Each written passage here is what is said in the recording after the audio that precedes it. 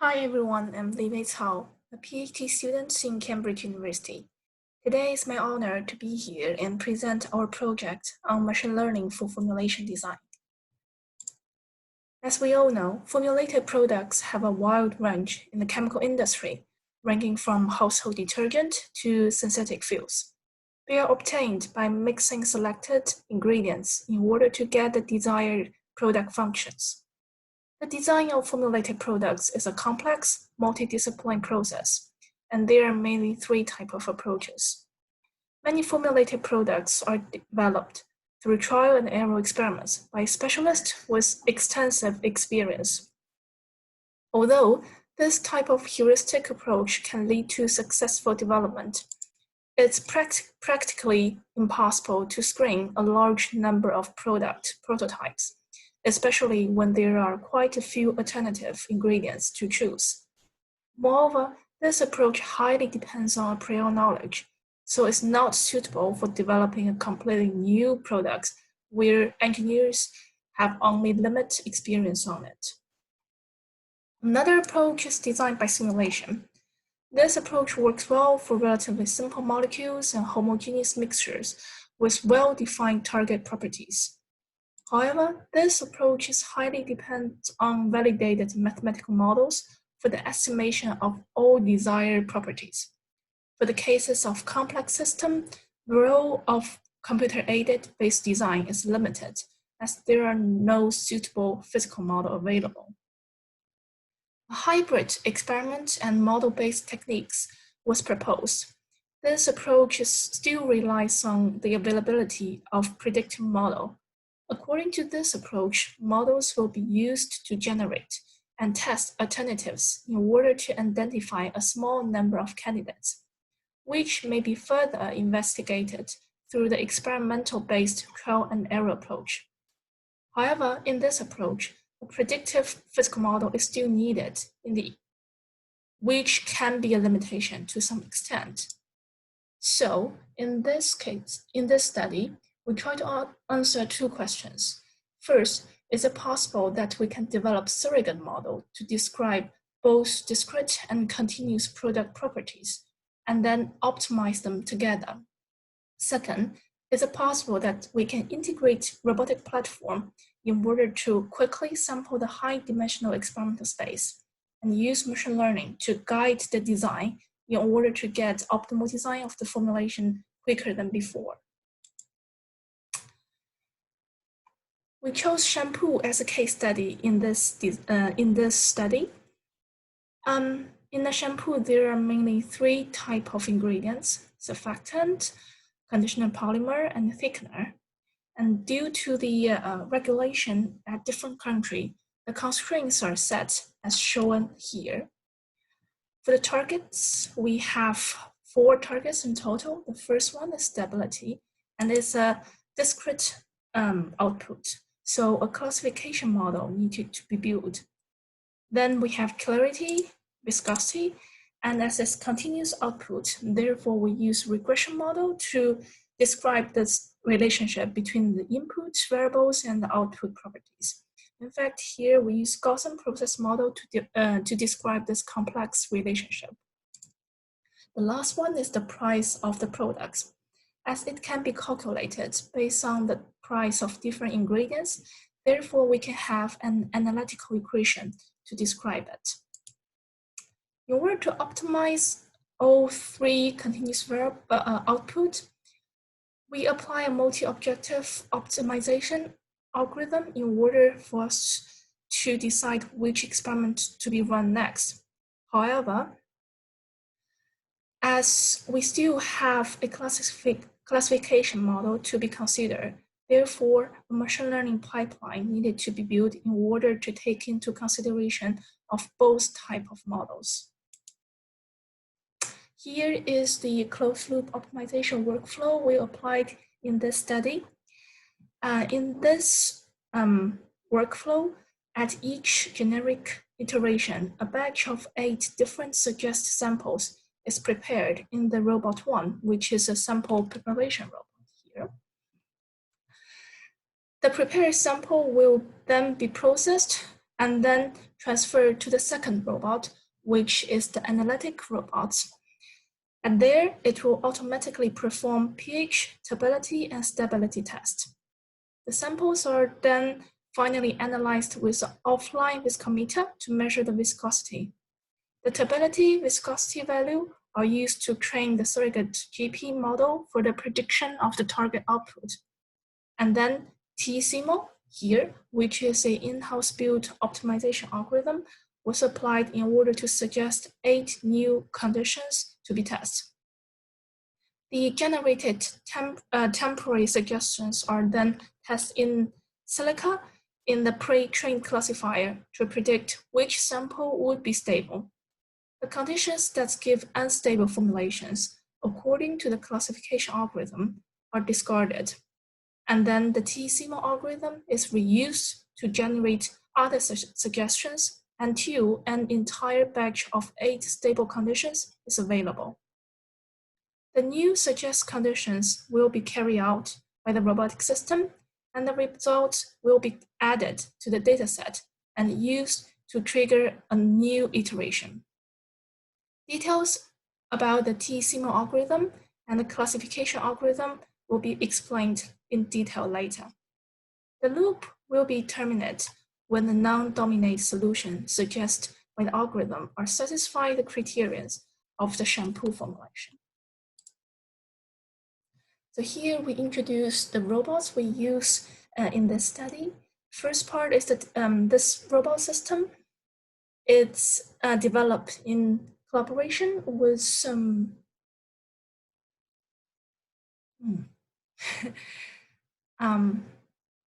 now here we're introducing the robot system that we use in the study. And the robots is developed in collaboration with Professor Lee Cronin's group in the University of Glasgow. First is the dispensing part of the robot. The assembly allows to disperse up to 17 different ingredients. As it's connected to automated syringe pump, therefore the range of the ingredients are quite large. The turning wheel enabled to prepare 24 samples for each batch, and this robot can be easily modified to stir the sample and run the reactions at room temperature. In the next iteration of the robots, we're planning to have temperature controls in the robot, therefore it can run reactions at the temperatures desired. The second part is the analyzing part of the robots. As we mentioned before, this robot can measure pH, conductivity, as well as turbidity. Here we're showing that the cleaning station between 2 analyzers. So the probe will be cleaned and then dry by air and then transferred for another analyze. Moreover, this robot is equipped with a camera, so a picture of each sample can be taken for further analysis.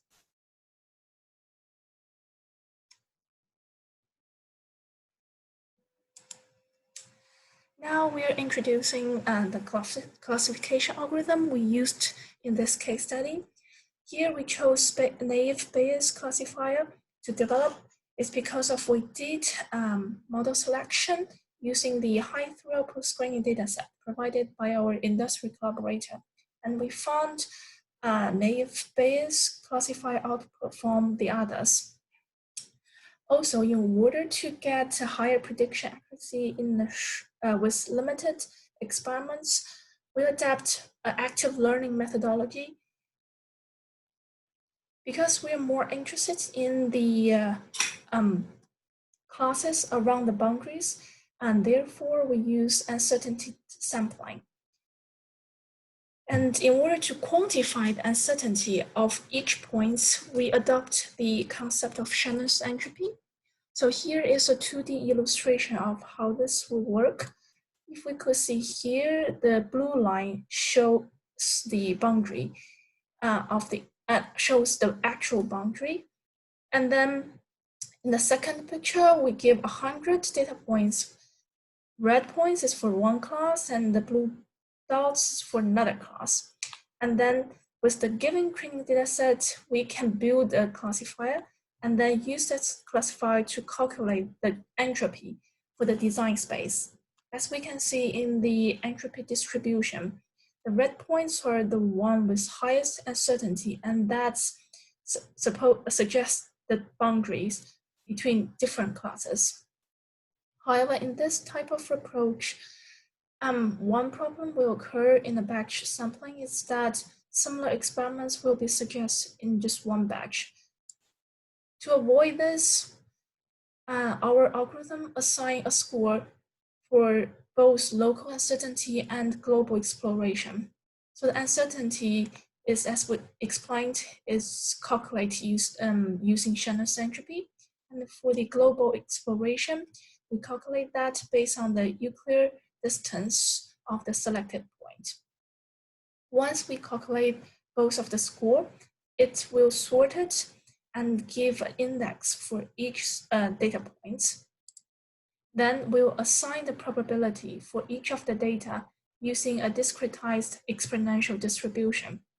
The parameter lambda was set with the objective defined in such a way that top 5 of the experiments should be assigned 95% of the probability. In another word, we have 95% chance to sample a point within the 5% best point ranked by the uncertainty value. Then we can have an overall probability when we multiply each element in local and global probability. And then we will sort it based on the value and then reassign the probability using the discretized exponential distribution with the same lambda value. In the end, we can get the overall probability for each point. Here is a 2D illustration of how well it could work before and after introducing the distance score. As we can see, for the sampling without introducing a distance score, the points are crowded in one place. And I have to mention here that this is only in a 2D dimensional space. And if it's in a higher dimension space, this phenomenon will exaggerate. And after we introducing the distance score, the samples we selected are more or less aligned at the boundary of this design space. Here is the visualization of the actual experiments we run. So as we can see, the suggested points are described in the red X, and we can see it's surrounded in the boundary between the stable area and unstable area. And it's not crowded in one place, but also like try to explore the space in the entire design space. So in order to initialize the classifier, we start with 48 samples, and that was designed using Latin-heavy cube design. After that, 5 iterations were performed. The prediction accuracy was evaluated using a SVM classifier.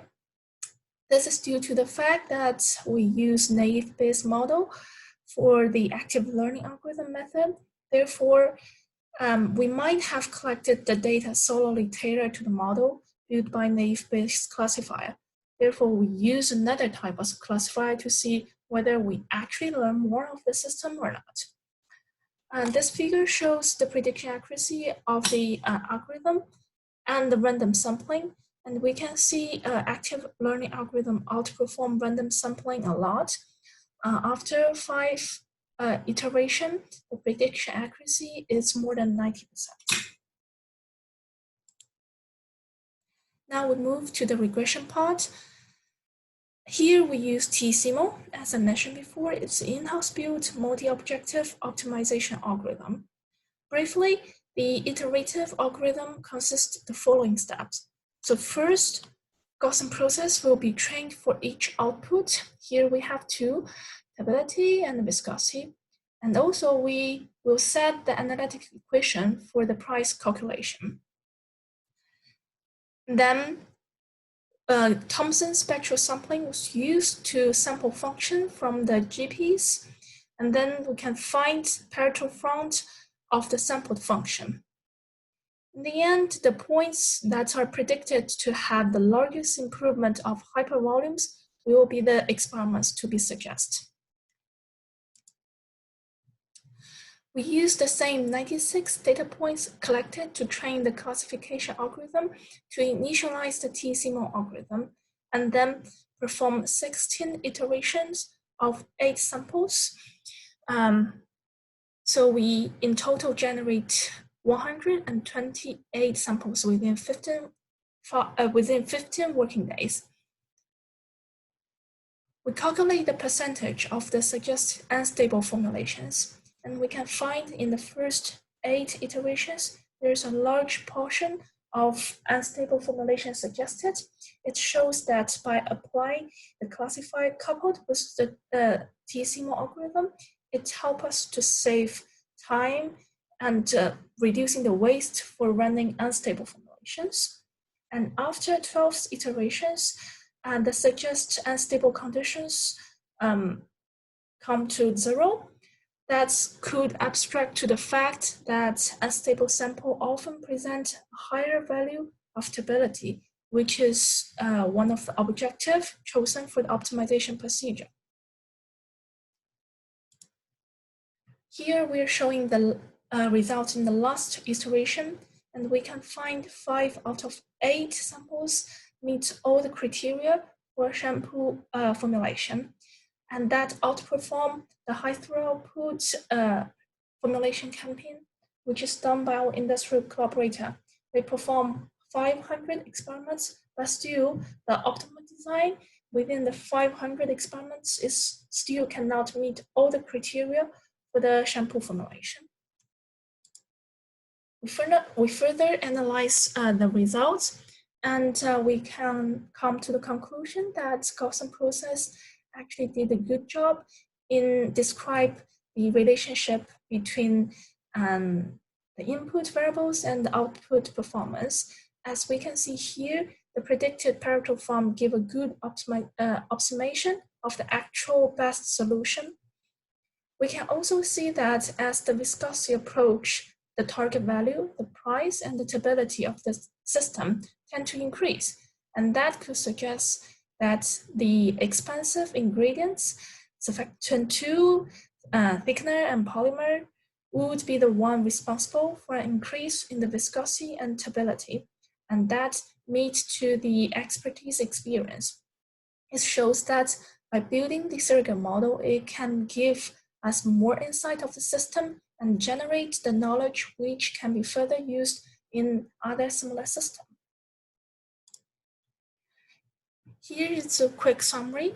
So in this study, we propose a machine learning pipeline, combine a classifier as well as a regressor. And by building this pipeline, we can optimize both discrete and continuous output. Also, in this case study, we integrate a robotic system with the machine learning algorithm. And with the robotic system, it can run multiple experiments in a quick time. Also, the results are more reliable.